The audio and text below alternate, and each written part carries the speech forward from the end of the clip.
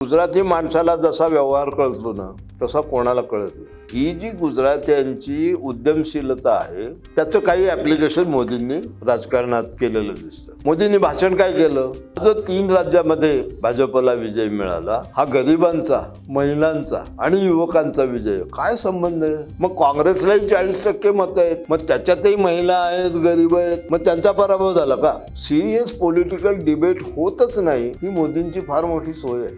सत्तेचे सगळे हिशोब हे ते अमित शहावर सोडतात आणि अमित शहा हा चाणक्यच आहे. प्रस्थापित व्यवस्थेला चॅलेंज देणारा रिझर्वेशन सारखा जो प्रश्न आहे त्याच्यावर तर मोदी बोलायलाच तयार नाही.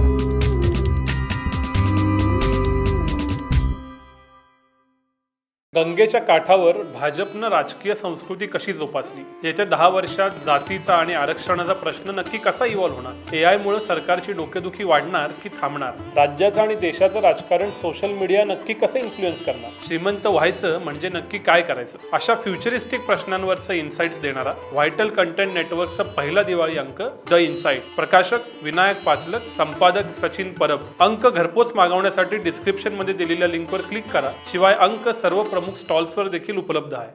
नमस्कार, मी विनायक पाचलक आणि थिंक बँकच्या बिहाइंड द सीन्स मध्ये तुम्हा सगळ्यांचं पुन्हा एकदा मनापासून स्वागत. गेले काही दिवस 5 राज्यांच्या निकाल लागल्यानंतर त्यांच्या विश्लेषणांमध्ये एक शब्द चर्चेत आहे, तो म्हणजे मोदीत्व. हा खरं तर नवा शब्द नाही. 2002 साली इंडिया टुडे या मॅगझिनचं कव्हर होतं ज्याच्यामध्ये मोदीत्व हा शब्द त्यांनी वापरला होता नरेंद्र मोदींबाबतीत. त्यानंतरच्या 20 वर्षात क्रमाक्रमानं तो वापरला गेलाय. पण आता विशेषतः 3 राज्यांमध्ये छत्तीसगड, मध्य प्रदेश आणि राजस्थान भाजपला मिळालेला विजय, मोदी की गॅरंटी हा त्यात थेट वापरला गेलेला शब्द, याच्यामुळं मोदीत्व हा शब्द पुन्हा एकदा चर्चेत होतोय. वेगवेगळ्या राजकीय विश्लेषकांनी देशपातळीवरच्या चॅनल्सवरती, राज्यातल्या चॅनल्सवरती बोलताना हा शब्द वापरला. इतकंच नव्हे तर या नावाचं पुस्तक आलंय. थोडासा रिसर्च केल्यावर असं लक्षात येतं की 2023 या एका वर्षात नरेंद्र मोदी यांच्याबद्दलची 4 इंग्लिश पुस्तकं आलेली आहेत आणि एकूण 8 ते 9 प्रदीर्घ अशी पुस्तकं नरेंद्र मोदी यांच्यावरती आलेली आहेत. त्यामुळं खरंच मोदीत्व हा फेनॉमेना आहे का? नरेंद्र मोदींना 9 वर्ष होऊन गेलेली आहेत, काही महिने उरलेत लोकसभेच्या निवडणुकीला. त्यांची कारकीर्द नक्की काय होती, कशी होती, त्यातनं काय घ्यावं, काय घेऊ नये, या सगळ्याविषयी चर्चा करायची. आणि माझ्याबरोबर आहेत पुन्हा एकदा ज्येष्ठ विचारवंत लेखक विनय हर्डीकर सर. सर, स्वागत आहे तुमचं थिंक बँकवरती. एवढ्या प्रदीर्घ प्रस्तावनेनंतर थेट मुद्द्यावर येतो. मोदीत्व असं काही आहे का? असेल तर ते काय? मोदीत्व असं काही मला दिसत नाही. म्हणजे तुम्ही जरी 2002 पासून म्हणलं तरी त्याची आठवण करून द्यावी लागते. इतका तो शब्द अजून प्रचारात आलेला नाही. आणि माझ्या दृष्टीने चांगली गोष्ट आहे की या शब्दाचा फार प्रचार झाला नाही. ज्याच्याशी आपण तुलना करतोय तो हिंदुत्व शब्द एक जीवन पद्धती ह्या अर्थाने खूप जुना आहे आणि एक राजकीय तत्त्वज्ञान ह्या अर्थाने जरी धरलं तरी मग तो साधारणपणे सावरकरांच्यापासून पुढे तरी 100 वर्ष जुना आहे. त्या मानाने 20 वर्षापूर्वी प्रथम वापरला गेलेला शब्द आणि हिंदुत्व हा जवळजवळ आता सगळ्यांच्या तोंडी आलेला शब्द आहे. असा याच्यातला मुख्य फरक पहिल्यांदाच लक्षात घेतला पाहिजे. मोदीत्व असं काही नाही आहे हे मी का म्हणतो ते आपल्या पुढल्या बोलण्यात येईलच. पण तुम्ही हिंदुत्वाचा उल्लेख केलात म्हणून मोदीत्व आणि हिंदुत्व हे एकमेकांना काउंटर शब्द असे न मानता हिंदुत्व प्लस प्लस म्हणजे मोदीत्व आहे. म्हणजे Hindutva plus direct benefit transfer, Hindutva plus लाभार्थी, असा एक हिंदुत्वावरती अधिक काहीतरी देणारं मॉडेल म्हणून नरेंद्र मोदींच्या मॉडेलकडे बघितलं जावं किंवा जातं, असा या सगळ्या विचारधारेचा एक भाग आहे. काय वाटतं तुम्हाला? नाही, बघितलं जावं असं असेल तर ठीक आहे. म्हणजे मग हिंदुत्व हा मोठा शब्द होईल आणि त्याच्या अंतर्गत एक मोदीत्व नावाची समजा एक शैली, एक स्टाईल असा त्याचा अर्थ होईल. परंतु हिंदुत्वाला हा शब्द रिप्लेस करतोय असं जर असेल तर तिथे अनेक प्रश्नचिन्ह उभी राहतील असं मला वाटतं. समजा मोदीत्व याची जी काही लिमिटेड चौकट आपण बघायला गेलो तर ती चौकट आणि नरेंद्र मोदींची कार्यशैली याचं तुमचं विश्लेषण काय 9 साडेनऊ वर्षांना? पहिल्यांदा मी नरेंद्र मोदी फेनॉमेनन काय आहे याचं थोडं मला सविस्तर विश्लेषण करू द्या. म्हणजे मोदी हे भारताचे मला वाटतं 14वे पंतप्रधान आहेत आणि या 14 पंतप्रधानात आपल्याला 2 गट दिसतात. एक भरपूर फॉर्मल एज्युकेशन झालेले उच्च शिक्षित उच्च विद्याविभूषित पंतप्रधानांची मेजॉरिटी आहे.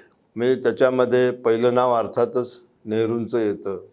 नेहरूंच्या नंतर लालबहादूर शास्त्री, त्याच्यानंतर इंदिरा गांधी ह्या उच्च शिक्षित नव्हत्या. इंदिरा गांधींच्या नंतर मोरारजी आले, ते जुन्या काळचे पदवीधर होते. चरण सिंग आले, तेही MSc LLM होते, वकील होते उत्तम. त्याच्यानंतर पुन्हा राजीव गांधी, हे पुन्हा आपल्या आईसारखेच, त्यांच्या नावावर कुठली पदवी वगैरे असं काही नव्हतं. VP सिंग हे उच्च शिक्षित होते. चंद्रशेखर उच्च शिक्षित होते. नरसिंहराव तर आपल्या अत्यंत व्युत्पन्न पंतप्रधानांच्यापैकी एक होते. नरसिंहरावच्या नंतर देवेगौडा आले. देवेगौडासुद्धा अर्धशिक्षित वगैरे नव्हते. IK गुजराल तर परराष्ट्र सेवेतच होते. अटल बिहारी स्वतः MA होते. अटल बिहारींच्या नंतर पुन्हा मनमोहन सिंग आले. मनमोहन सिंगाचाही एक अकॅडमिक, एक अर्थशास्त्रज्ञ म्हणून लौकिक फार मोठा होता आणि ते डॉक्टर होते. ते PhD करून डॉक्टर झालेले होते. त्याच्यानंतर पुन्हा आता गेली 9 वर्ष आपण उच्च शिक्षित नाही असा पंतप्रधान या देशाला मिळाला आहे. ह्याच्यात गंमत अशी दिसते की इंदिरा गांधी, राजीव गांधी आणि नरेंद्र मोदी मिळून जवळजवळ 20-25 वर्ष या देशात जे पंतप्रधान होते ते इतर पंतप्रधानांच्या मानाने फारसे शिक्षित नव्हते. आता इतर पंतप्रधानांच्या बाबतीत त्यांचं लेखन आहे, त्यांचं वक्तृत्व होतं, त्यांची एक कार्यशैली डेव्हलप झालेली होती की जिचा अभ्यास करता येत होता. लोकशाहीमध्ये पंचायत अशी असते की लोकप्रियता आणि शैक्षणिक गुणवत्ता याचा दरवेळेला संबंध असेलच असं नाही.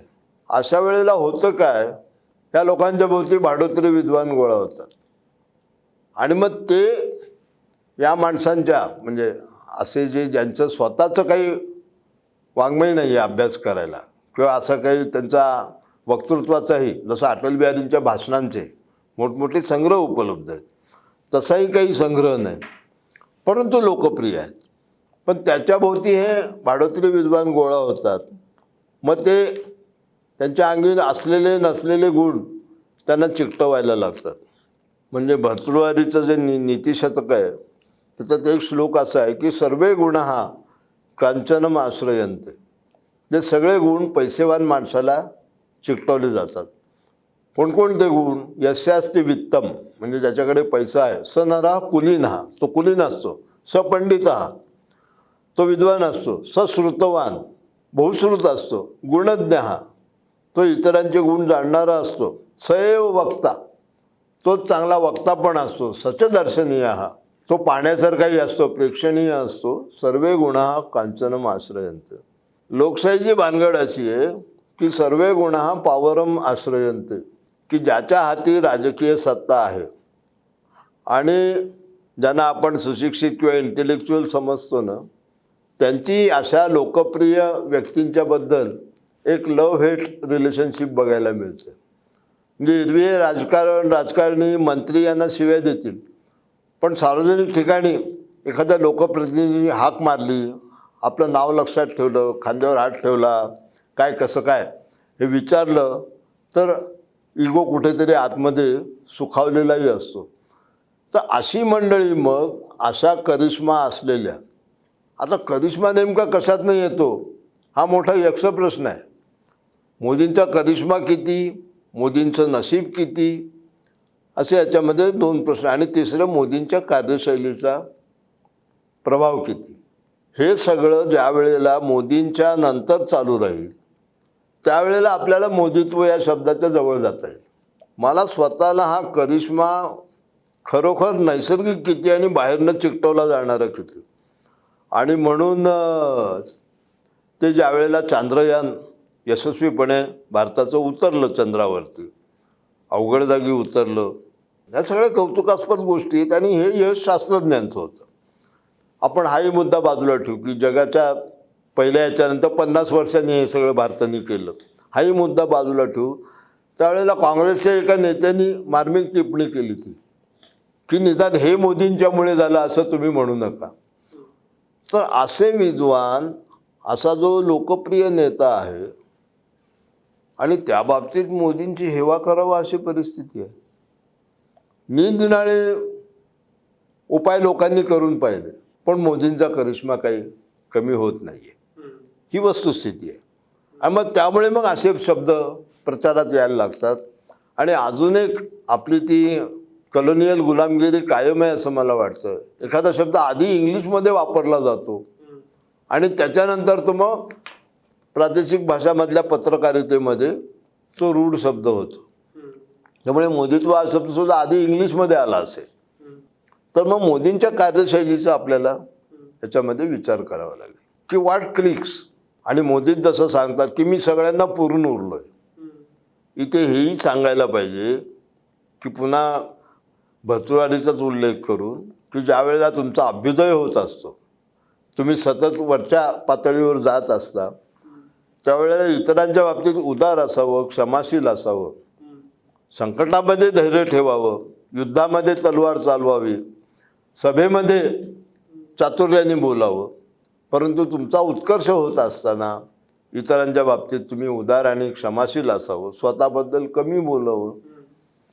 तर मोदींना इतका करिश्मा मिळून इतके विजय त्यांच्या नावावर नोंदवले जाऊन पुन्हा मोदीच सांगतात की नरेंद्र मोदीच्या गॅरंटीवर सगळ्या देशाचा विश्वास आहे. तर हा काय प्रकार आहे मला कळत नाही. खरं म्हणजे मोदींच्या आसपास माझ्यासारखा माणूस असता तर मी त्यांना सांगितलं असतं की महाशय तुम्ही थोडं स्वतःबद्दल कमी बोलत चला. पण ते सांगणारं कोणी दिसत नाही आहे. उलट अजून बोला, अजून बोला, अजून बोला. आणि त्यांच्याजवळ तर बोलायला काही नाही आहे. मी एक साधा प्रश्न विचारतो.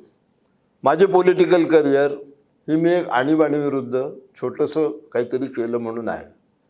नरेंद्र मोदी आणीबाणीत कुठे होते हा प्रश्न कोणी विचारलाच जात नाही. असं का? म्हणजे नेहमी मोदी मेड गुजरात की गुजरात मेड मोदी. कारण मोदी मुळातले गुजराती नाही आहेत. मोदी समाज हा राजस्थानातला आहे, त्यांची मातृभाषाही गुजराती नाही आहे. परंतु गुजरात मेड मोदी असं माझं स्वतःचं ऑब्झर्वेशन आहे. आणि गुजरात मेड म्हणजे काय, तो गुजराती माणसाला जसा व्यवहार कळतो ना तसा कोणाला कळत नाही. ही जी गुजरात्यांची उद्यमशीलता आहे त्याच्यातनं त्याचं काही ॲप्लिकेशन मोदींनी राजकारणात केलेलं दिसतं. त्यांची डिव्हिजन ऑफ लेबर मोदी आणि शहा यांची स्पष्ट आहे की राजकारणामध्ये एक पॉप्युलर चेहरा म्हणून मोदींनी देशभर फिरत राहायचं. आणि सध्या सगळ्यांचंच सुदैव आहे की कुठे ना कुठे निवडणूक असतेच देशामध्ये. हे निवडणुकांचं टाईमटेबल जे 30-35 वर्षापूर्वी बिघडलं तर स्थानिक निवडणुका सारख्याच असतात. एकदा स्थानिक निवडणुका असल्या की तुम्हाला धोरणं आणि त्यांची अंमलबजावणी याच्याबद्दल फार बोलावंच लागत नाही. सत्ताधारी पक्ष आणि विरोधी पक्ष आणि मग इकडला माणूस तिकडे गेला, तिकडला माणूस इकडे आला, याच्यातच सगळा प्रचार आणि आरोप प्रत्यारोप काही वेळा ते अतिशय खालच्या पातळीवर केले जातात. आणि कोणीच म्हणत नाही भाजपशिवाय की एक देश एका वेळेला एक निवडणूक. खरं मला आठवतं त्याप्रमाणे माझ्या 25वीपर्यंत 2-3 दिवसात संबंध देशाचं पुढल्या 5 वर्षाचं राजकीय चित्र स्पष्ट व्हायचं. आणि हे चांगलं होतं की लोकसभेत कोण असणार आहे, राज्यामध्ये काय असणार आहे. आता म्हणजे केंद्र सरकार स्थिर असलं ते राज्यातनं निवडणुका चालू आहेत आणि त्यामुळे सिरियस पॉलिटिकल डिबेट होतच नाही. ही मोदींची फार मोठी सोय आहे. त्यामुळे सतत ते एका देशभक्तीच्या भावनेने लोकांना आवाहन करत राहतात. आता उदाहरणार्थ या 3 राज्यात त्यांनी घवघवीत यश मिळवलं. आंध्रमध्ये त्यांनाही तशी अपेक्षा नव्हती, त्यामुळे आंध्रमध्ये मिळालं नाही. अँटी इन्कम्बन्सी फॅक्टर हा दरवेळेला काम करेलच असं नाही. अँटी इन्कम्बन्सी फॅक्टर त्याच वेळेला काम करतो की ज्या वेळेला जे तिथलं निवडणुकीच्या आधीचं सरकार असतं ते इनएफिशियंटही असतं आणि अनपॉप्युलरही असतं. तर त्यामुळे राजस्थानमध्ये इनएफिशियंट आणि अनपॉप्युलर आणि पुन्हा गेहलोत विरुद्ध सचिन पायलट हे जे भांडण होतं त्याच्यामध्ये राजस्थानमध्ये फटका खाणार काँग्रेस हे स्पष्ट होतं. आणि मध्य प्रदेशमध्ये सत्ताधारी पक्षामध्ये तसं भांडण नव्हतं म्हणून ते परत आले. आदिवासी राज्य छत्तीसगड म्हणजे आदिवासी बहुल राज्य. तर प्रकाश आंबेडकरांनी एक फार मार्मिक निरीक्षण नोंदवलं होतं छत्तीसगडच्या निवडणुकीबद्दल की जे आदिवासी ख्रिश्चन झालेले आहेत त्या पट्ट्यात सुद्धा भाजपला मतं मिळाली आणि लोकांनी सध्या हा मोदींचा विजय आहे म्हणजे मोदींच्या सकट सगळे तेच सांगतात.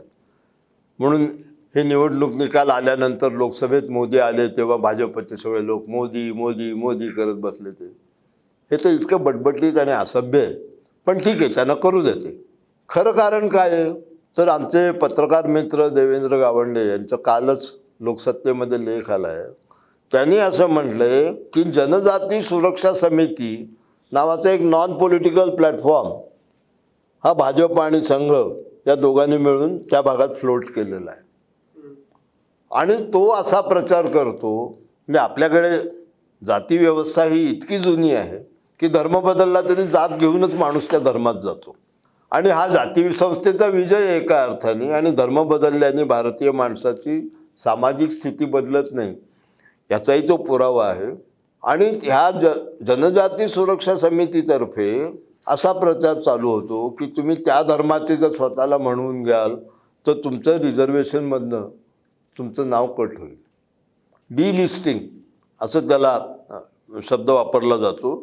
या डिलिस्टिंगच्या धाकावरती आदिवासी पट्ट्यात सुद्धा माणसं ख्रिश्चन झालेली असली तरीसुद्धा भाजपलाच मतदान झालं.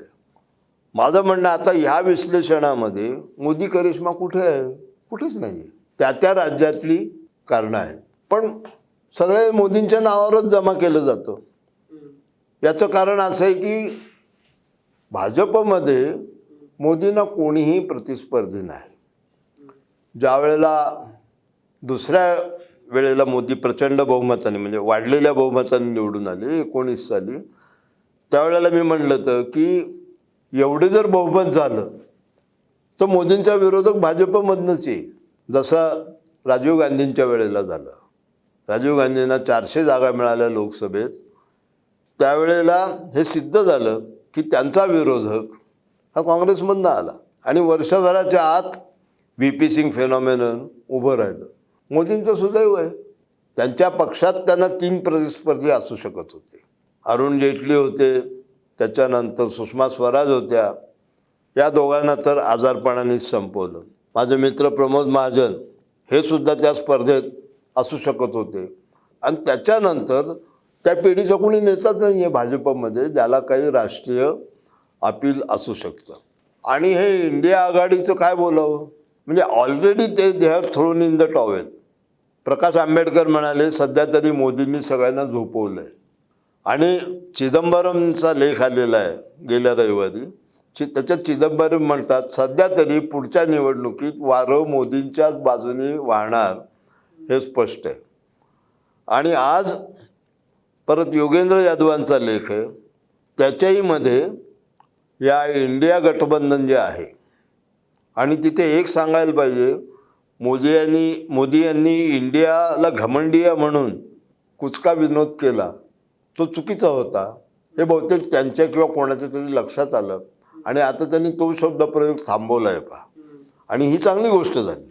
वाईटात आपण काही चांगलं शोधायला गेलो तर मला ही चांगली गोष्ट झाली असं वाटतं की कोणाच्याही देशभक्तीला तुम्ही आव्हान देऊ नका परंतु पक्षामध्ये प्रतिस्पर्धी नाही. विरोधी पक्ष सगळ्यांना एकत्र करेल असा नेता नाही. आता चौथी गोष्ट राहते की भाजपने मोदींच्यासाठी एक दुरुस्ती केली की पॉलिटिकल रिटायरमेंटचं एज 70 होतं तर ते आता त्यांनी 75 करून घेतले. म्हणजे 2 टर्म मोदी येणार हे भाजपला गृहीत होतं. आता बरोबर 24 साली मोदी असतील मला वाटतं 73 वर्षाचे आणि त्याच्यानंतर त्यांनी 80पर्यंत वाढवलं तर मोदींना परत एक टर्मसुद्धा मिळू शकते. म्हणजे करिश्म्यापेक्षा सुद्धा नशीब मोदींना फार साथ देत आहे. सोनिया गांधी आजारी पडले आहेत. राहुल गांधींच्या पदयात्रेचं पॉलिटिकल एन्कॅशमेंट एक तर त्याच्यात ते पोटेन्शियलच नसेल किंवा त्यांना करता आलं नसेल, पण त्याचा तर कुठेच काही प्रभाव पडलेला नाही आहे. या सगळ्या परिस्थितीमध्ये ह्याच्यात मोदीत्व कुठं आहे? मोदींची स्वतंत्र शैली म्हणून कुठे काय आहे याच्यामध्ये?